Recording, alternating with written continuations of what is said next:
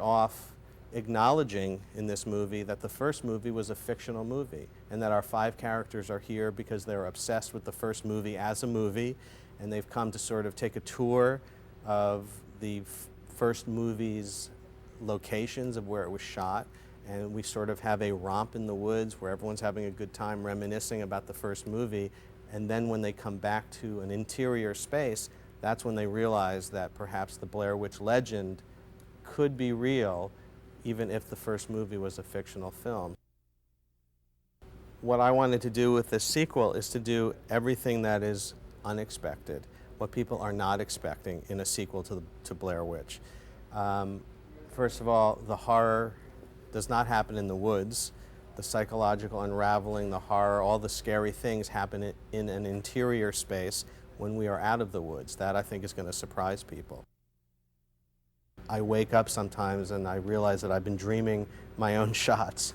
And after watching dailies and going to bed and then seeing this stuff, I think there's some very powerful images that are going to stay with people and get under the skin, and at least it's gotten under my skin.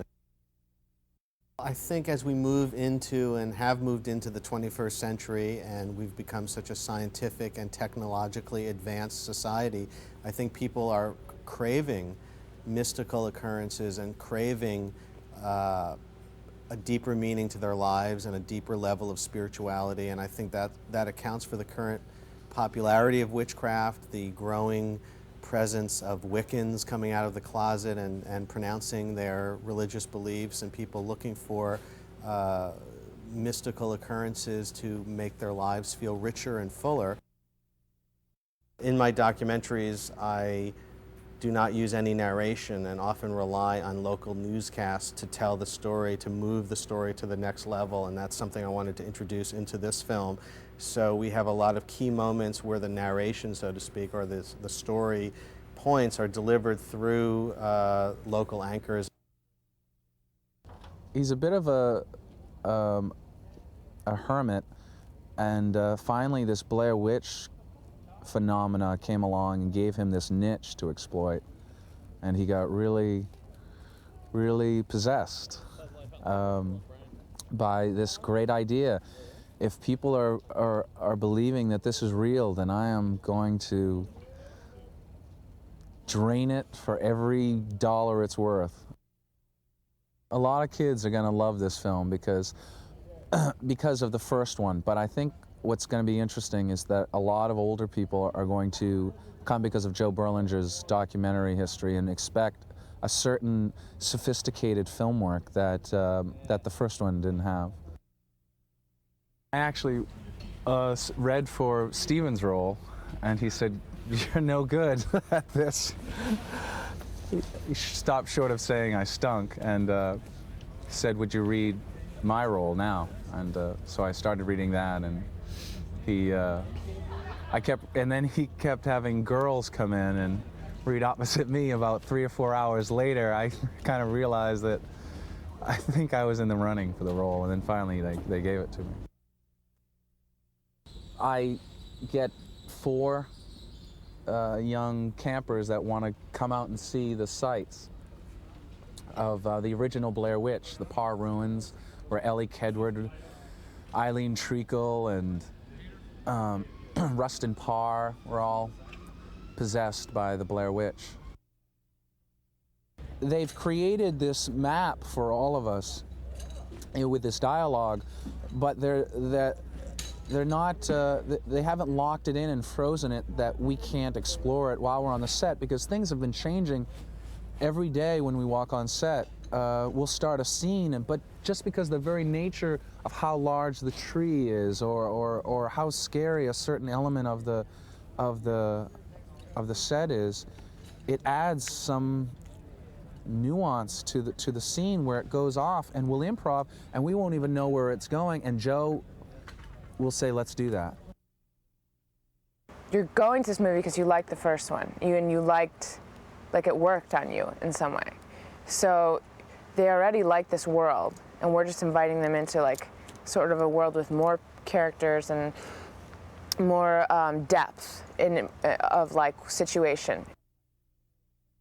I'm a witch, basically, but I just kind of believe in the power of the earth, and I sort of like really respect nature, and I'm really interested in communing with whatever spirit is in these woods. He just creates this feeling of like nothing is fake, everything's real.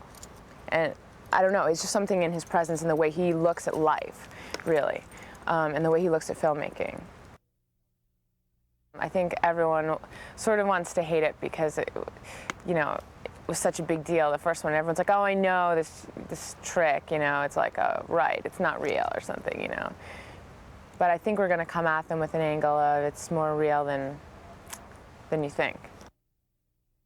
I don't know if there's any way we can live up to, you know, the first movie, but the truth is, I think this is, in my humble opinion, I think it's a better movie. I think it's a scarier movie. I don't think there's anyone that's going to be disappointed. The creepiest thing that happens to me is basically seeing how everybody breaks down, how nobody is who I thought they were. I think the most fun thing for me in the movie is getting to slash a woman's throat. That's the most fun thing for me. Like, I get to do it next week. I'm so excited. Kim basically comes to the film because she has a vision that something's going to happen here. And so that's why I joined this group of people for this tour and why I'm here. So I don't really know why I'm here. I just know that I keep seeing these pictures in my mind, and that's where I'm supposed to be. Basically, I kind of felt like they saw every actor in New York, because every actor I knew went in for it. But the first one was just, I think it was like 3 callbacks and just a lot of interviews, and then like while you were there, they would just sort of like throw a scene at you and have you do it. We do become victims of mass hysteria, paranoia, delusion. In a way, the most powerful and the most dangerous thing in this movie is our own minds and our perceptions. Joe said to us one day in rehearsal, which I was waiting for him to say this, he said, look, I'm a documentary filmmaker. I mean, that's my background. You know, you guys get into your characters and then I just want to turn the cameras on. And I think that it was the greatest freedom to be able to do that. I was excited to meet Joe Berlinger because I'm a fan of Brothers Keeper and Paradise Lost, and, you know, just went in, pretty much read every single role in the movie throughout the audition process. One day I was reading Kim's part, the next day I was reading Erica's part, and then I finally ended up as my part. We are coming at this whole experience from 2 very sort of opposite places. He believes that the Blair Witch and witchcraft in general is just people having hysterical reactions and that there's no truth in it at all. And I am willing to see the possibility that supernatural, the occult, that exists. He's a documentary filmmaker, and his idea behind it is that he's just going to observe what's happening. We've been very included in the process, which blows my mind. This happened recently, well-documented cases of kids who sort of do copycat things, who